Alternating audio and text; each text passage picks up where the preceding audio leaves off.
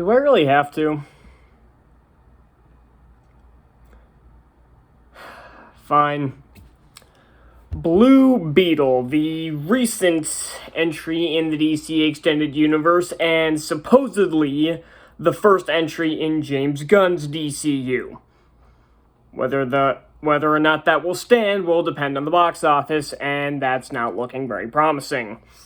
So yeah, before I get into the movie, I kind of wanted to talk about the box office for this movie first, because it's pretty funny. Now, watching this, it's already dropped to third place in its second weekend, behind Barbie, which retook second, and Gran Turismo, which took the opening spot for the weekend. But this movie needed to be a big success for this franchise to continue, because apparently they planned a trilogy for this, because of course they did. Every movie has a trilogy planned nowadays, don't they? But this has hit unprecedented lows for DC. And if you think Barbie's gonna make up for that, it's not, because Warner Brothers has produced nothing but flops in the 2020s decade so far. This movie made $25 million in its opening weekend.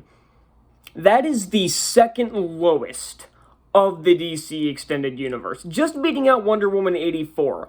And keep in mind, that movie also released on HBO Max the same day, and many theaters were still closed at the time, because that was one of the first big movies to be released in theaters in 2020. The ones before it being ones like New Mutants and...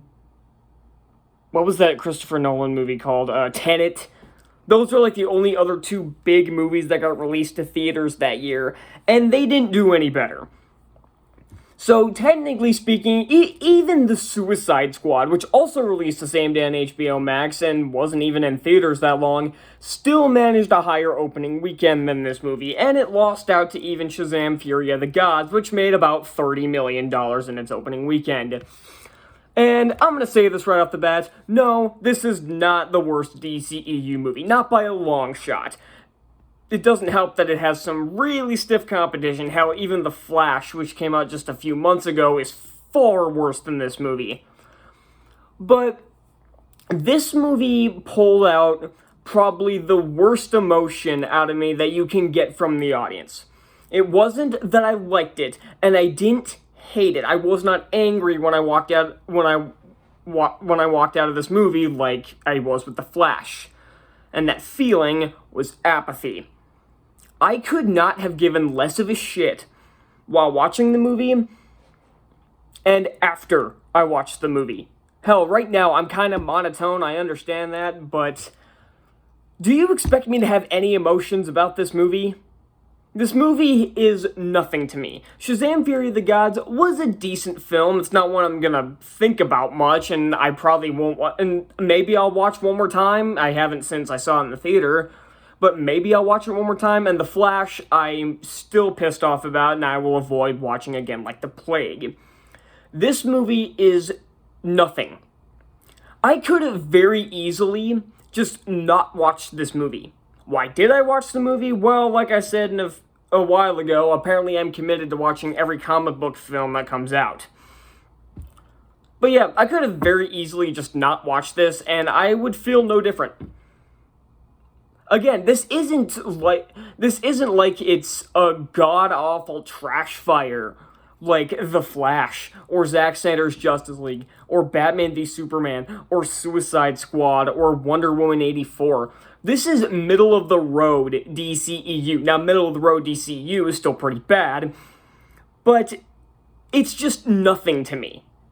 I have zero emotions about this film. Now, there are a couple of good things in this movie that I will acknowledge. One, the main actor, whose name I'm not even going to try to pronounce, he's pretty good as the title character. And they do bring in some of the lore from the comics, even if they don't do jack shit with it. And I guess the suit looks pretty cool. I mean, the CGI is atrocious, but the suit itself looks pretty good. One of my problems is that it kind of tries to rip... It has the same problem... which movie was it? one movie that, like, ripped off, like, every bad... Secret Headquarters, that tried to rip off a bunch of bad ones. This one tries to rip off much better superhero movies, so at least it's already better than Secret Headquarters. But it does it without any of the nuance of those movies. It tries to rip off Iron Man, tries to rip off Ant-Man. It has some huge similarities to Max Steel, but honestly, that's just the lore of the character, so I don't really blame the movie for that. And yeah, if you've never seen the Max Steel movie, honestly, I would actually recommend you go watch it. I'm doing a video on that pretty soon, so be on the lookout for that. I very much enjoy the Max Steel movie. Yes, it was made on a paltry budget of like $5 to $10 million, I think was the estimated budget. But even as far as that $5 to $10 million go, they used it to their advantage. They used it as much as they could.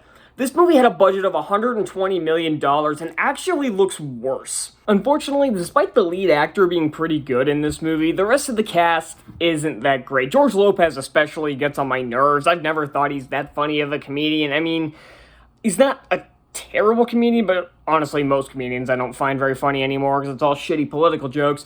But Lopez especially, I've just never found that funny, and he plays the, like, conspiracy theory type uncle, and that's really annoying. His sister is pretty annoying too, but it's not really the actress's fault. That's on the writing. And one thing I found interesting, like 5 minutes before filming this, I just found this out, involves the character of Victoria Court, who in this movie is played by Susan Sarandon. And this character was originally supposed to be played by Sharon Stone, but she backed out. Why she backed out, I haven't really been able to find anything, but my theory is that she learned her lesson from Catwoman to stay away from shitty DC films. And I think she dodged a bullet, and Sarandon is really bad in this movie. This feels like a 100% paycheck performance. She's here to collect a check and not give a shit while on set. The love interest for this movie, Jennifer Court, is completely uninteresting. The acting's fine, but the character is just there.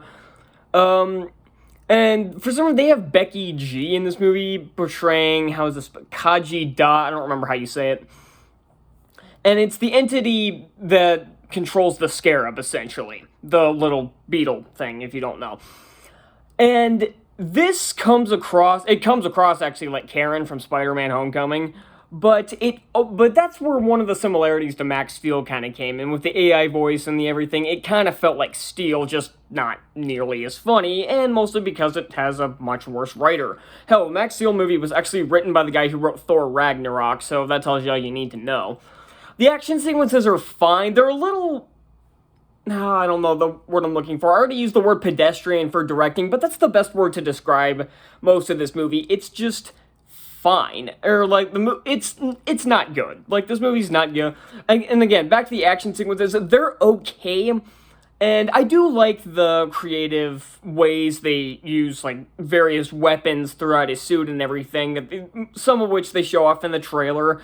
They're pretty fun. This movie does have a few moments that are pretty fun, but overall, it's just boring. It's nothing to me. That's the point I've been trying to make, is that I feel nothing but apathy. I have no feelings toward this movie whatsoever. Is there anything else to talk about? I kind of don't really want to talk about this movie much more, because again, it's just forgettable. It's just, these are the kinds of movies that people really refer to when they talk about superhero fatigue. It's not movies like the Avengers movies, or hell, even like Batman movies, or Superman movies, or Spider-Man movies. Those aren't the movies people are talking about when they say superhero fatigue. Superhero fatigue is basically people thinking that just because it's a superhero movie, they're guaranteed box office success.